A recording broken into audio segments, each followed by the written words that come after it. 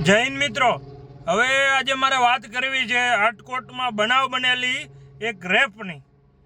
છોકરીને છાત્રાલયમાં છોકરી એક હતી, ત્યાં એની સાથે શિક્ષકો દ્વારા જે કહેવાય છે ને આપણા ગુરુ એટલે શું? પિતા સમાનથી પિતા પણ વધારે સન્માન આપતા એને ગુરુ કહેવાય છે.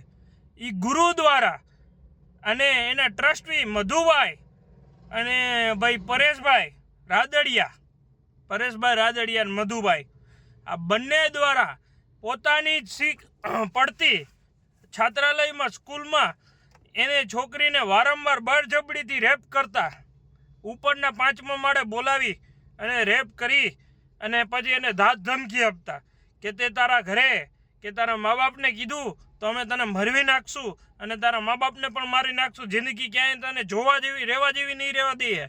એટલે આ જે રેપિસ્ટ કહેવાય છે ને, એ રેપિસ્ટ કોણ હતા? રેપિસ્ટ હતા બંને ભાજપના નેતાઓ, ભાજપના દિગ્ગજ નેતાઓ, એવા પાવરવાળા પણ. અને છોકરીને એવી ધમકી આપી છે કે જો તે ક્યાં કીધું વાત કરી તો તને ખબર છે ને અમે ભાજપમાં છીએ. જયેશ રાદડિયાના સંબંધી છે, એ ભાઈઓ થાય છે અને નરેન્દ્ર મોદી સાથે બેઠું ઉઠવું રહે છે, ભૂપેન્દ્રભાઈ પટેલ સાથે અમારી સાથે મિટિંગ થાય છે. એટલે તારું ક્યાંય પોલીસ સ્ટેશનમાં કોઈ કેસ નહીં લે.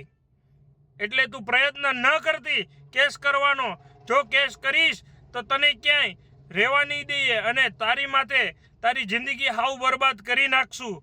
એટલે તું ક્યાંય કહેતી નહીં, અમે જેમ કરીએ તેમ કરતું રહેવાનું છે.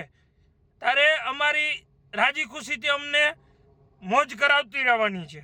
અચ્છા, આવી ધમકીઓ આપી અને છાત્રાલયની જે બાળાઓ એની સાથે રેપ કરવામાં આવે છે. આ તો એક જ છોકરીએ નોંધાવી છે.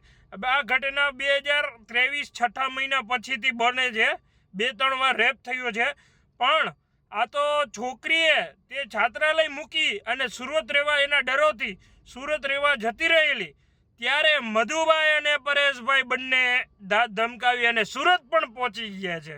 વાહ તમારી મર્દાનગી, વાહ! તમને બધાને ભાજપના નેતા પાવર હોય તો તમારી પાસે રાખજો. હવે અહીંયા કંઈ નહીં હાલે. આ છે ગુજરાત. ભલે ભાજપનું ગુજરાત હોય, પણ હવે પબ્લિક પણ જાગૃત થઈ ગઈ છે. તમારી દબનગીરી તમારી પાસે રાખજો.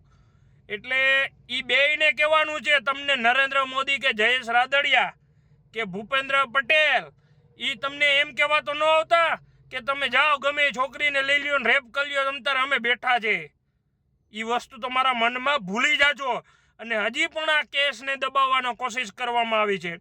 છોકરી સુરત હોઈ ગઈ છે, ત્યાં આ 2 જણા લડધા રેપિસ્ટ પહોંચી ગયા છે. આ રેપિસ્ટ ત્યાં પહોંચીને ધમકી આપી અને ગાડીમાં મારી અને બેસાડી. પછી છોકરીની હદની બહાર થઈ ગઈ હતી અને પછી એને સપોર્ટ મળ્યો હતો. એના કારણે એને પછી FRI નોંધાવી છે. નકર ડરના કારણે એ લોકોએ રાજકોટ મૂકીને સુરત વહી ગઈ છે. એટલી હદે મજબૂર આ લોકો કેવી કરતા હશે? આવું એક નહીં, આવી એની છાત્રામાં અનેક સાથે થયેલું હશે. આવી આપણે કેમ ખ્યાલ પડે? કેમ કે જ્યારે આ એક નીકળ્યું છે તો બીજું પણ ચોક્કસ નીકળશે. અને ભાજપના નેતાઓ હોય તો તમારા ઘરના, બરાબર, કોઈ તમારા રોટલા ખાવા નથી આવતા અને તમે પબ્લિકના નોકર છો. આજે 2-3 વ્યક્તિ છે ને, પરેશ અને મધુ, એને જ કહું છું, બીજા માથે ન ઓઢવું. એટલે તમે પબ્લિકના નોકર છો. પબ્લિકને થકી તમે ચૂંટાયા છો અને પબ્લિકને થકી તમે તમારી સત્તાઓ ઉપર રહ્યો છો. એટલે મારે આજે વિરોધ આખી ભાજપનો નથી. આજે 2 વ્યક્તિ દ્વારા છે, જે જયેશ રાદડિયાની ધમકીઓ આપીને રેપ કરી શકે, મર્ડર કરી શકે, એવું બધું હાલતું હવે નહીં ચાલે ગુજરાતમાં. એટલે મારે આ બધાને કહેવાનું છે. અને છોકરીને ડરાવીને પછી ત્યાં છોકરીએ FRI લખાવી છે. તેથી પછી સપોર્ટ મળ્યો. રાજકોટ પોલીસ સ્ટેશનમાં અત્યારે લખાઈ ગઈ છે, અને રાજકોટ પોલીસ સ્ટેશનમાં પણ ફરિયાદ ન લખાઈ શકે. અને એના ટ્રસ્ટી પણ, એને પણ કહેવામાં આવ્યું છે, તો ટ્રસ્ટી એમ કહે છે કે તારી ફરિયાદ નહીં લે, ખોટી શાંતિથી હોઈ જાય. એટલે છોકરી સુરત હોઈ ગઈ હતી. આવા બધા ગુંડાઓ, રેપિસ્ટ તમને બધાને મન થતું હોય, મધુભાઈ અને પરેશભાઈ બેને પર્સનલી કહું છું, એટલું બધી હોવાતું હોય તો ભાવનગર રોડ વહી જાઓ. તમારી મા બેન નથી ઘરમાં, ઘડીક વાર હાલ છે, મજા લ્યો. એ પણ કોકની બેન દીકરી હતી ને. તમારી મા બેન ઘડી કરે મજા કરી લેવાય. એટલું જ બધું ઓલું થતું. બાયડી ઘરમાં છે, છોકરા છે, છતાં પણ તમે અંદર મૂકતા નથી. અને આની ઘરવાળીઓને પણ કહું છું કે તમે એવી સજા આપજો કે એ જેથી કરી અને આ બીજી વાર એવું કરે નહીં. આ તો એક નહીં અનેક છોકરી હારે કર્યું છે. એટલે જાગો.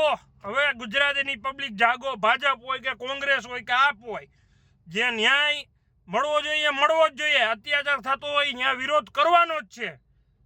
જય હિન્દ, જય ભારત.